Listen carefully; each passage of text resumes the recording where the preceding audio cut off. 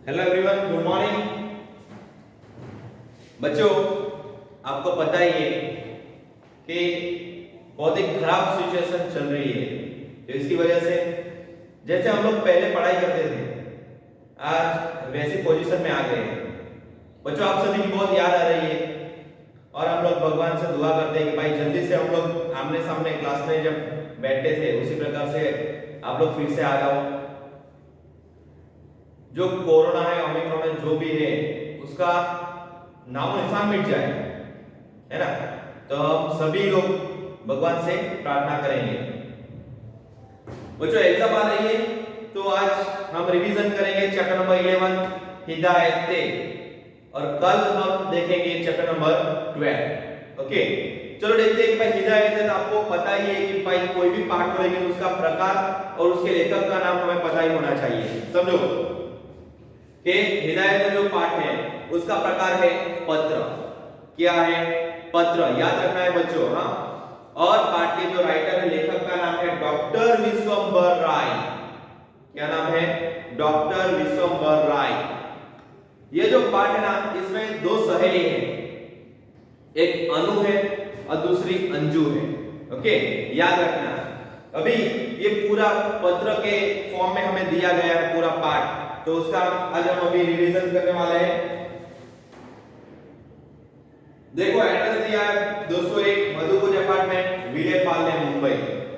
बच्चों, अपार्टमेंट का नाम भी याद रखना बहुत ही जरूरी है कि भाई अपार्टमेंट का नाम क्या है, तो मधुकुंज। कहां पे आया है? विले पार्ले।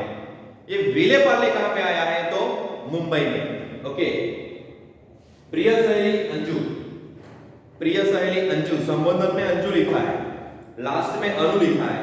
तो पत्र किसने किसको लिखा? आप समझे मेरी बात? संबोधन में यहां पे आया है अंजू, लास्ट में आया है अनु, भाई तुम्हारी सखी, तुम्हारी सहेली अनु। तो पत्र लिखा किसने किसको? तो याद रखना, अनु ने अंजू को पत्र लिखा है। क्या है? अनु ने अंजू को पत्र लिखा है। यह बात दिमाग में फिट कर देना। छगन का मगन और मगन का छगन नहीं होना चाहिए। अनु का अंजू और अंजू का अनु नहीं होना चाहिए।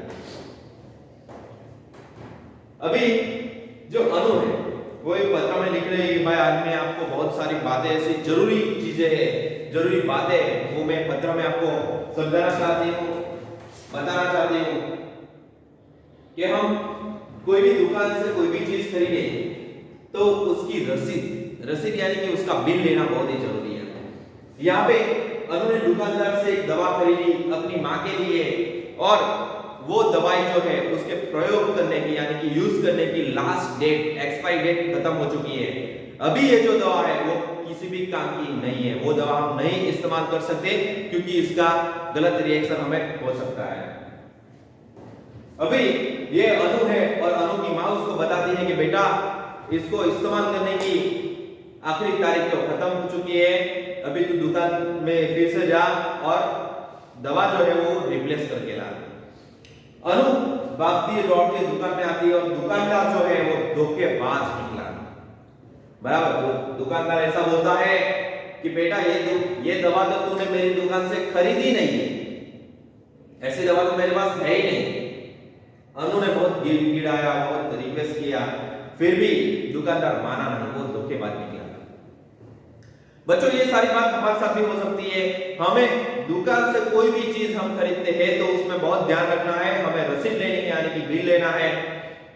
ओके, अभी जो चीज लेते हैं उसमें एक्सपायरी डेट कौन सी है वो भी हमें देखनी है, दाम कितना है वो भी देखना है, दाम यानी कि प्राइस, उसका मूल्य, वो कितने रुपीस की है वो भी देखना है, और कब बनी हुई, मैन्युफैक्चरिंग डेट देखना है, एक्सपायरी डेट देखनी है, प्राइस देखनी है, रसीद लेना है, रसीद यानी कि बिल लेना है, और बिल में दुकानदार के हस्ताक्षर होने चाहिए।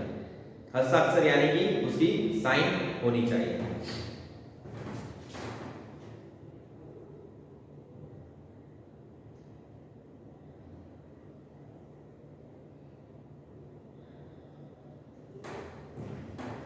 हमें बिल लेने के टाइम पे दुकानदार के हस्ताक्षर भी करवाना है, बराबर, बिल तो लेना ही है। तो इसकी वजह से क्या होगा कि भाई दुकानदार जो है वो आनाकानी नहीं कर सकता, वो उसको क्या है कि भाई दवाई चेंज करनी पड़ेगी या फिर हमें हमारे पैसे वापस करना पड़ेगा। अगर ऐसा दुकानदार ने नहीं किया तो हम लोग उसके ऊपर पुलिस केस भी कर सकते हैं, पुलिस में फरियाद भी कर सकते हैं, बराबर है, और दुकानदार फंस सकता है।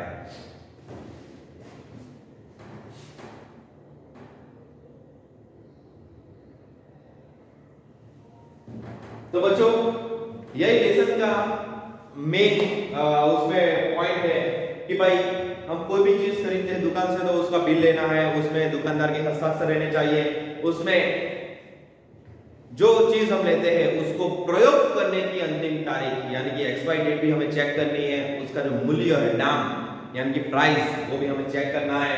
ओके, तो ये सब बातें हमें याद रखनी है। अभी यहाँ पे 2 कॉपी के बारे में बोला गया है, ध्यान से देखना बच्चों और ध्यान से सुनना। देखो, रसीद की असली कॉपी और उसकी कार्बन कॉपी है ना, तो असली कॉपी खरीदार को लेनी चाहिए और कार्बन कॉपी दुकानदार के पास रहेगी। बिल की 2 प्रकार की कॉपी आती है, एक है असली कॉपी ओरिजिनल कॉपी, वो हमारे पास रहेगी, और जो कार्बन कॉपी है बराबर यानी कि उसकी डुप्लीकेट वो दुकानदार के पास रहेगी। अभी लास्ट में तुम्हारी सहेली अनु यानी कि अनु ने अंजू को पत्र लिखा है। ओके बच्चों, तो पूरा लेसन का रिवीजन फिर से हमने देख लिया है। हिदायत पाठ आप एग्जाम की तैयारी करो तो आपको टेक्स्ट बुक ही पढ़ना है, नोटबुक मटेरियल बाद में पढ़ना है, पहले टेक्स्ट बुक की हर एक लाइन, हर एक सेंटेंस, हर एक शब्द आपको पढ़ना है। ओके बच्चों, कभी नेक्स्ट वीडियो में हम देखेंगे चैप्टर नंबर 12 का revision. Okay, tata bye bye, see you.